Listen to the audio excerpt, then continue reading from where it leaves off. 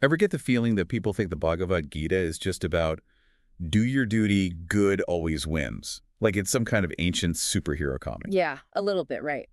But there's so much more to it. It's actually a deep dive into ethical action, especially in the middle of conflict, which, let's face it, is relevant to pretty much everything. It really is. I mean, think about it. This ancient text is asking questions about war and morality that are still relevant today, and it's grappling with them head on. It's more than just whether or not to fight, isn't it? It's about how you fight. Exactly. And the Gita really digs into that, particularly when it comes to minimizing harm, even in the middle of a battle.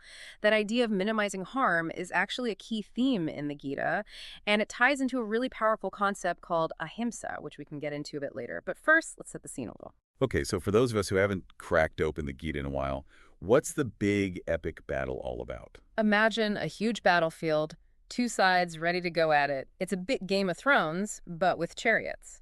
On one side, you have the Pandava brothers, who are kind of seen as the more righteous side in this whole epic saga. They're the good guys, for lack of a better term. Yeah, basically. And on the other side are their cousins, the Kauravas, who, well, let's just say they aren't exactly playing by the rules. Okay, so family drama, power struggles, high stakes, sounds like it's going to be intense.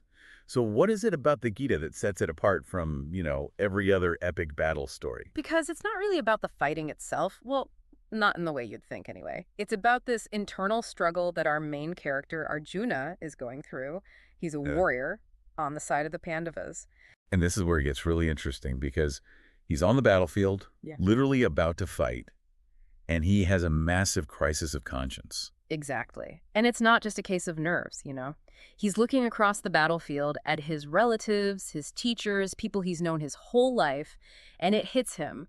The true cost of war. He's basically like, what's the point of a kingdom if everyone I love is dead?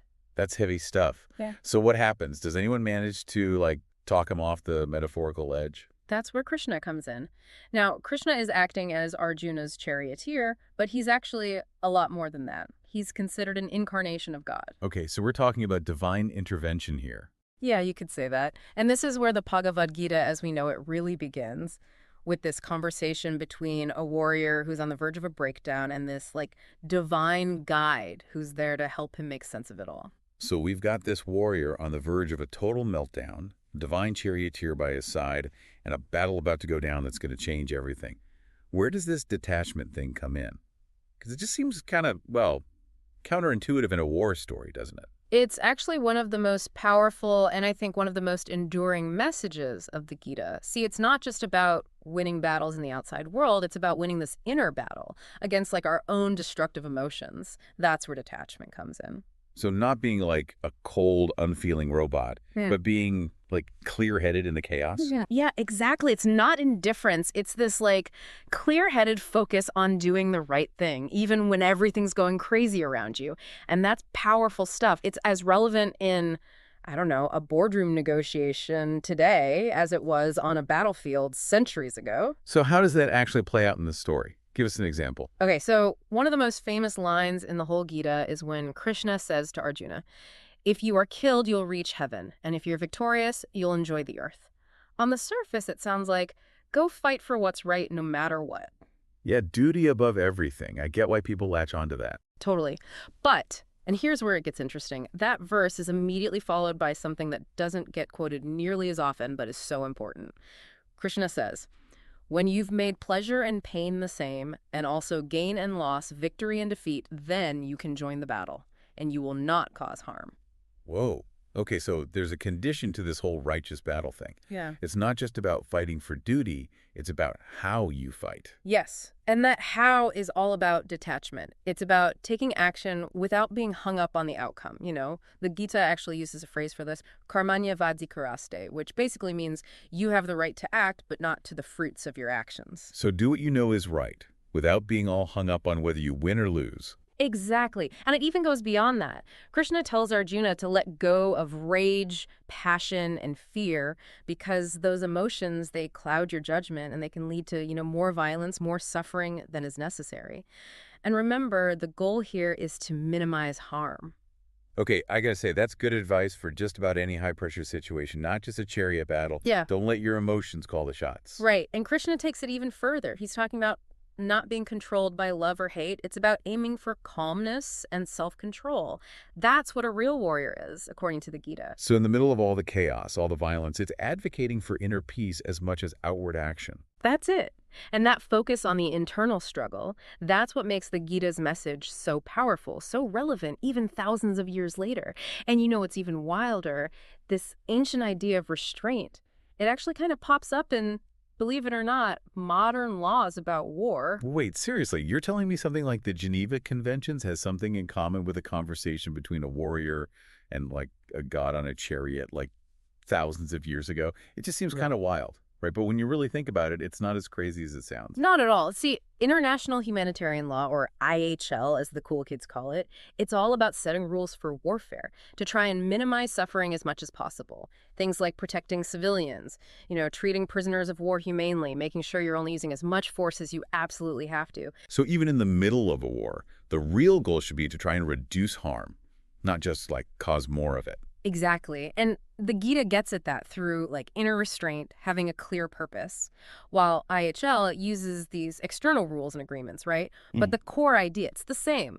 Don't go to war unless you absolutely have to, and even then, try to keep the harm to an absolute minimum. And this circles back to that idea of ahimsa you mentioned earlier, doesn't it? What's usually translated as nonviolence. It totally does. Yeah. And no one really embodies that link better than Gandhi, who, drew heavily on the Gita. A lot of people think of ahimsa as this absence of violence, like just being passive. Yeah, it's not exactly the most take charge concept. Right. But Gandhi, he saw it as something way more active, almost courageous even.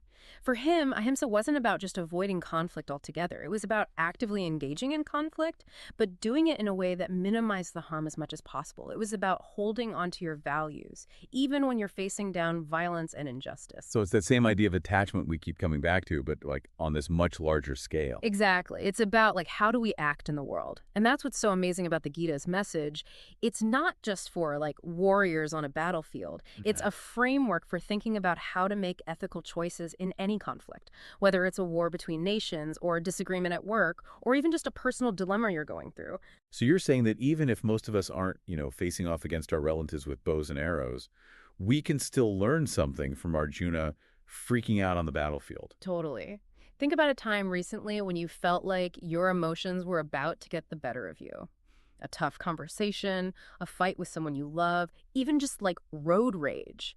What if you approached that situation with that same calmness and clarity that Krishna is coaching Arjuna to find? It's about remembering that every interaction, every choice we make, is an opportunity to put these ideas about ethical conduct into practice. Exactly. And that's what's so cool about diving into these ancient texts. They challenge us to think differently, to see the world in new ways, and hopefully to bring a little more mindfulness, a little more compassion to our own actions, big or small. We started this deep dive with what might seem like kind of a niche topic, right? Warrior ethics in the Bhagavad Gita. But what's really mind-blowing is how universal these ideas actually are. It's about the battles we all face, on the inside and the outside, and how we choose to fight them. The battle for a more ethical and compassionate world, it starts with each of us. And the Gita, it gives us this really powerful set of tools to help us navigate that journey. It's a reminder that even in the middle of all the chaos, all the conflict, there's always a place for inner peace, for doing our best to minimize harm. And honestly, that's a lesson we could all use a little more of.